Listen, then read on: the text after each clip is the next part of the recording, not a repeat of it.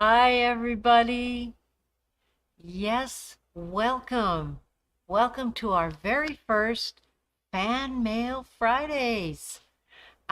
it's so nice to connect with everybody out there, and hopefully this is going to spread and spread because we've had a lot of fun over the last couple of weeks since we announced this, collecting all your questions and just seeing if we could come up with some good answers for you. Hi, Carol. I'm glad you're joining us. Looks like you got your errands done. That's wonderful.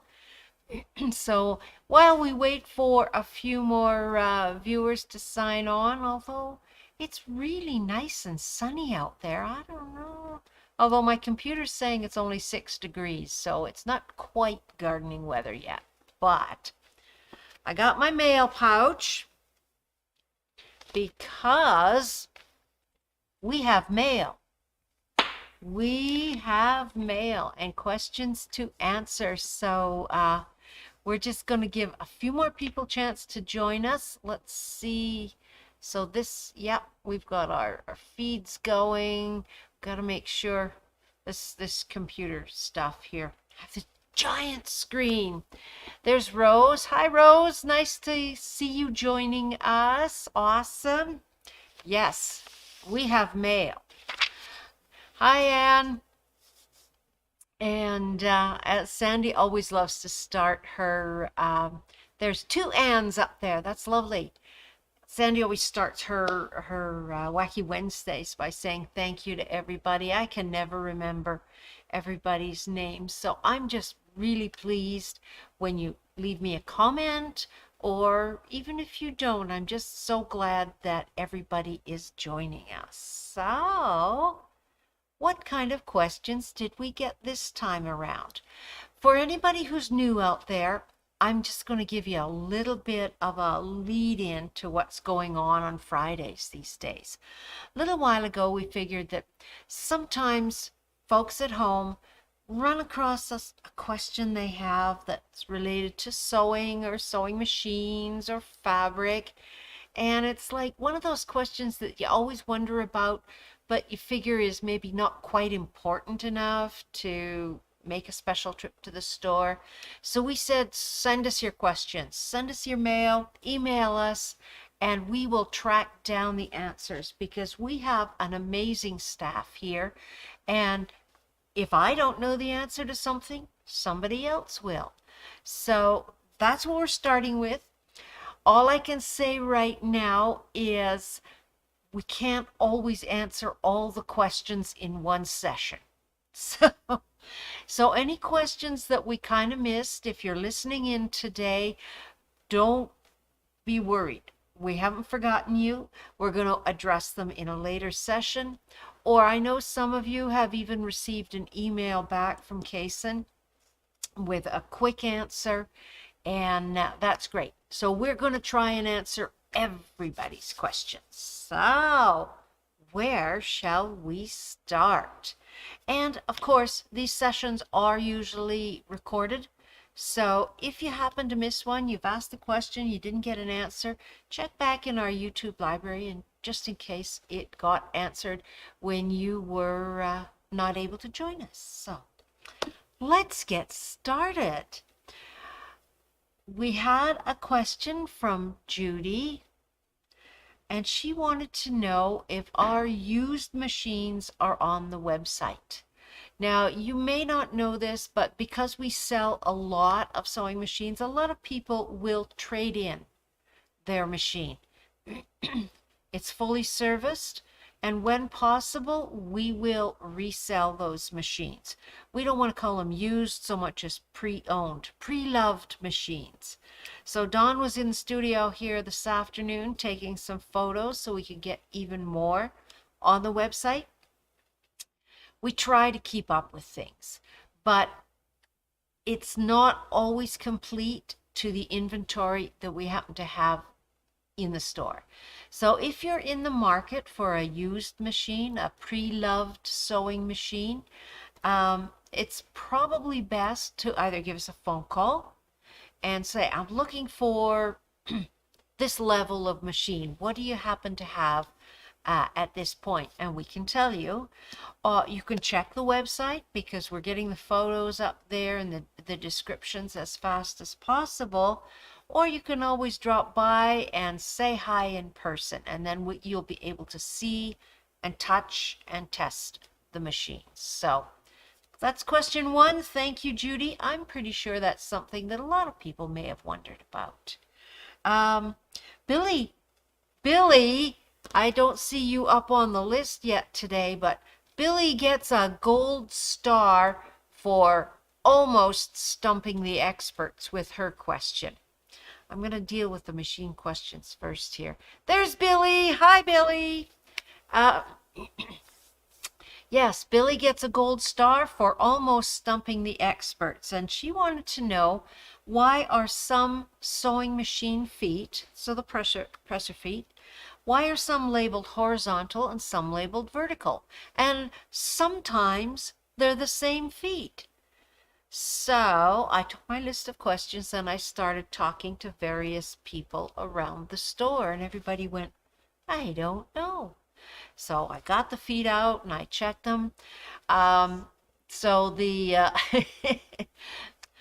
the applause goes to our wonderful folks in the service bay.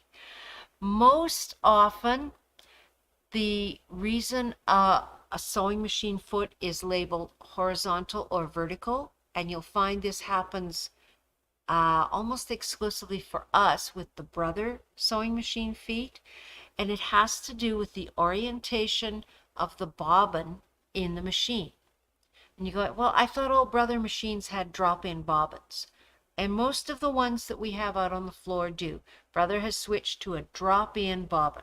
Goes directly down this way, so it is horizontal. Some of the lower end machines, some of the older machines, maybe some of the ones you pick up at the big box stores, beginners machines, even in the Brother line, we'll have a bobbin that you put in from the front of the machine. And so that is a vertical machine. Oh, so confusing. So when Brother puts out their presser feet, they do label them horizontal or vertical based on the bobbin orientation of the machine. Now Max says they're kind of interchangeable. Hi, Loanne. But I think you would have to be careful because sometimes those vertical machines, as I say, perhaps the beginner machines, they don't have the width availability on their stitch width. So if you have one of their feet and you have, it's a 5 millimeter gap in your presser foot and you've got it in your higher end machine, it'll still work, but you have to be careful not to set your stitch width to anything higher than 5 millimeter. So it's always nice to get the one that really matches your sewing machine.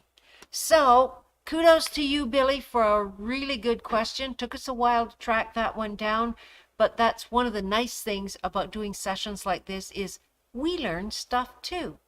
We're going to say hi to Robin from hot, sunny Maryland. Nice of you to join us. It's sunny here, but I wouldn't call 6 degrees Celsius hot. We're going to get there, though. It's supposed to be a really nice weekend for us. So Carol had a question, and that's what I've got behind me, regarding double gauze. Double gauze, if you're not familiar with it, let's grab this guy. Double gauze is literally that. It's a lightweight fabric, and it is made, oops, where's an edge? There we go. It's actually made in 2 layers. So quite often used in children's wear, infant stuff. It's because it's soft, especially once it's been washed, it softens right up. So we've got a reasonable supply of double gauze right now. It's going to be great for your summer sewing, for your summer clothes. I've always wanted to make like a loose, soft little jacket out of it. But Carol wanted to know, how do you hem double gauze? So I was checking some of our displays up there. I think the key with double gauze is you want to go along with its soft drapey aspect. So you can do a standard hem on it, just fold it over again, sew it down by machine.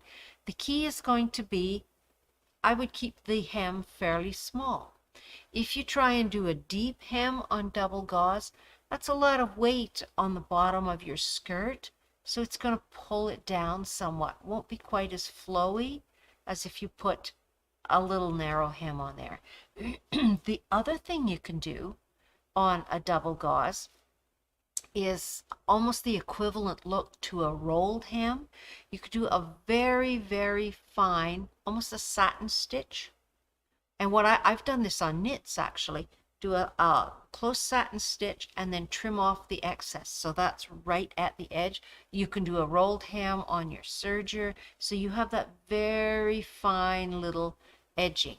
On our little sample up front, it has actually ruffled the bottom of the sleeve on the little jacket. Looks really cute. The nice thing is with double gauze, now this one happens to be the same both sides. Some of them aren't. Some of them have a print on one side and more of a solid on the other.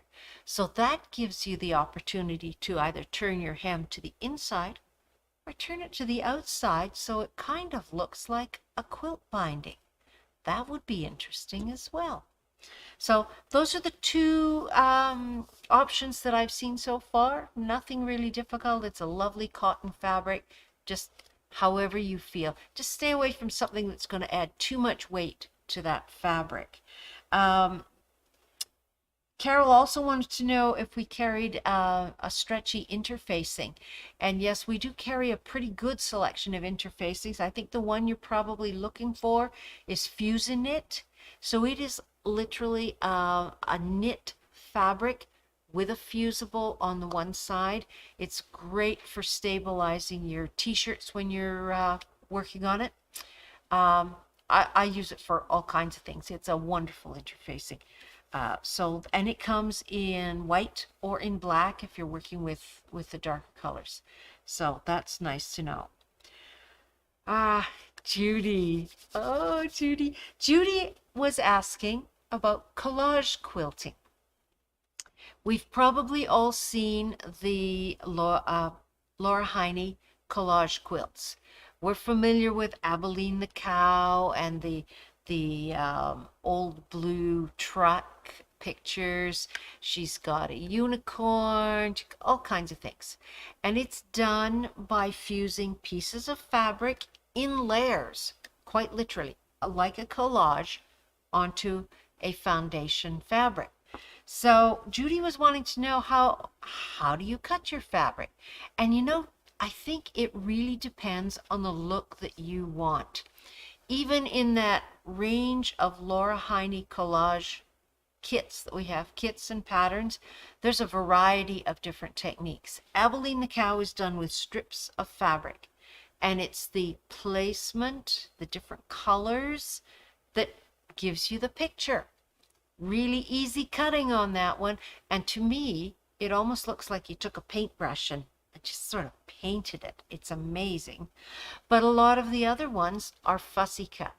I am a particular fan of fussy cutting. I love fussy cutting things, so that's probably what I would gravitate to.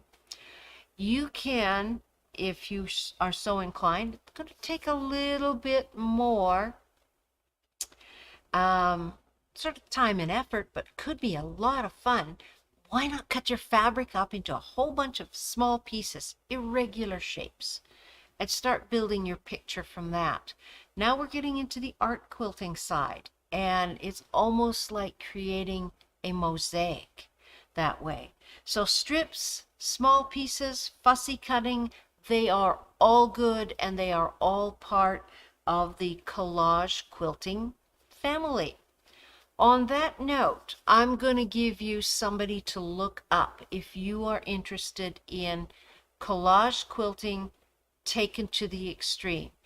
This is a Taiwanese artist. He's been around for quite a number of years now. His name is Danny Amazonas. just like Amazon, Amazon, Amazon, Amazonas. Look him up sometime.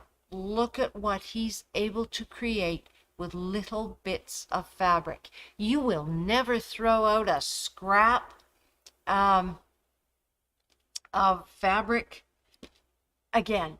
You'll look at it and go, wait a minute, I could use that. Hi, Sandy. Thanks for stopping in. I was talking to a lovely lady this afternoon about buying a machine. There's our Susan from Tasmania. Glad you could join us as well. It's lovely to have people from all over. Oh, this is so exciting. So yeah, look up Danny Amazonas if you're interested in collage quilting. Just an absolutely amazing, amazing artist. Tina had a question. I haven't seen Tina's name on the list yet, but I know she's out there, and hopefully if we don't catch her on our Facebook, then she can tune into the video, or hopefully we'll send her a quick email afterwards. So Tina wanted to know, how do you decide what to quilt on your quilt? You've pieced your quilt, you've got it the top already, and you want to do your own quilting, but you go, what will I quilt on it? The best line that I ever heard, and I hear a lot of them because that's what I do here, is I do the long arming. The best line I heard was from Angela Walters in one of her books, and she says, stand back and look at your quilt top and ask yourself, what's the most important part? Look at it with different eyes, with fresh eyes. Pretend you're a stranger looking at it. What do you want to emphasize? Is it the gorgeous fabrics? You've used a lot of the beautiful big florals. Is it the precision piecing? You've done a bang up job with that foundation paper piecing, and you've got the white space and the crisp image. Maybe it's a lot of printed fabrics and they just sort of blend beautifully and you love the colors in them. All of those considerations play into how you decide what to quilt on it. You want to emphasize the work you've done in making the quilt top. You don't want the quilting to take away from it. And I say that as someone who loves to over quilt everything. If you've got lots of white space, you want to emphasize those pieced areas. Let the white space shine. Do your fancy quilting in there. If you've pieced together a layer cake package of Cave Facet floral prints, don't waste your time. Let's do an edge to edge across it all, something maybe in a floral that's just going to blend in nicely. It's going to hold the layers together. It's going to give you lots of great texture, but you don't need the intricate things. You've got some gorgeous stars on a plain background. There's a good place for some ruler work. So your straight lines can emphasize the straight lines in your star blocks. So that's kind of how we go about it. What do we want to show on our quilt? What do we want to disguise on our quilt? And a lot of times, thread color plays into that. What color thread do you want to use on that quilt top? You have a patterned fabric on your quilt. If you quilt that with a contrasting thread, you're still going to see all those quilting shapes. If you want your quilting to disappear, choose a thread that's going to blend in to those fabric colors. It's a big topic, and I would be more than happy to talk to you, Tina, in person in the store and show you some examples. But that's the starting point.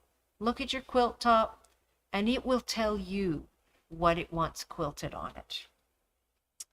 Tina was also wondering about Quilt As You Go. And so we did a little research on Quilt As You Go, and there's kind of two aspects to it. Quilt As You Go to some people can mean kind of what we did a little while ago on our Facebook, where you sew a strip of fabric down to your batting and your backing, sew another strip on top, flip it over, quilt it, add another piece. So almost a stitch and flip is what we call it. But more often, quilt as you go, and there's lots of books on the topic, talks about how you can take smaller pre-quilted sections of your quilt and join them together. So I was looking that up, and there's 2 or 3 different ways of approaching that.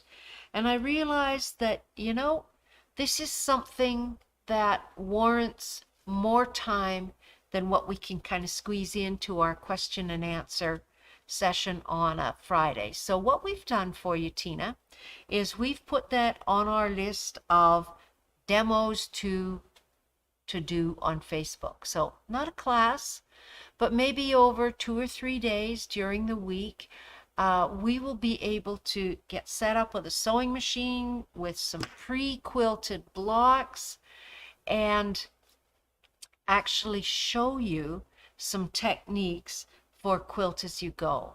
Just be aware, if you're trying to do a quilt as you go on a king size quilt, you are still going to have some sewing to do to put those pieces together. It's going to be a lot easier than trying to quilt the whole quilt in your domestic machine. But yeah, once you get up to that size, it's when you want to consider bringing them to me to quilt. Or you can sign up for our certification class. We're now actually running it as a class, so we can take up to 8 students at a time. Going to run them once a month and learn to use our long arm, our Bernina long arm. Then you can come in and do your own quilting on your big quilt on a movable machine. So lots of ways to deal with those larger quilts. Quilt as you go is a fun technique, and I think it is worth delving into it. So we are going to tackle that as a separate session. Phew! How are we doing? Anybody on my comment list, that you're welcome to drop in a question, but I can't guarantee I'll have an answer for you. So that's what we are focusing on today for Fan Mail Fridays. We love getting your emails, and we have a few more questions that kind of came in a little bit later on, specifically about thread, needles, fabric, and the relationship there. So that is something we'll probably tackle next Friday. If that was your question, I didn't, who sent that? Not sure. I think Judy might have sent that one in as well. So we're going to tackle that a little later on down the road, because it could be a little bit confusing. You got the sewing machine needle, and there's so many different kinds. And you got the thread, and what do I use, and how does it relate to the fabric? So again, a little bigger answer on those two, and we're going to deal with that on a separate session.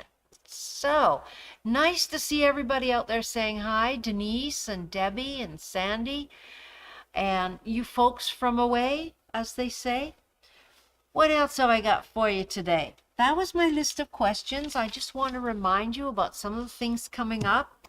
About a week and a half left on our FRFA, our Pet Placemat, the Feline Rescue Foundation thing that we're running here, our charity.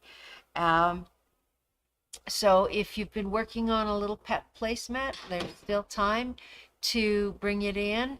I love the question and answer too, Rose. I think it's a great way to interact with people, and we've all kind of been missing that interaction over the last couple of years. Our May Felt Challenge is still running. Make anything you want out of felt. So what we're going to do, I know Sandy stepped in yesterday and talked about machine felting.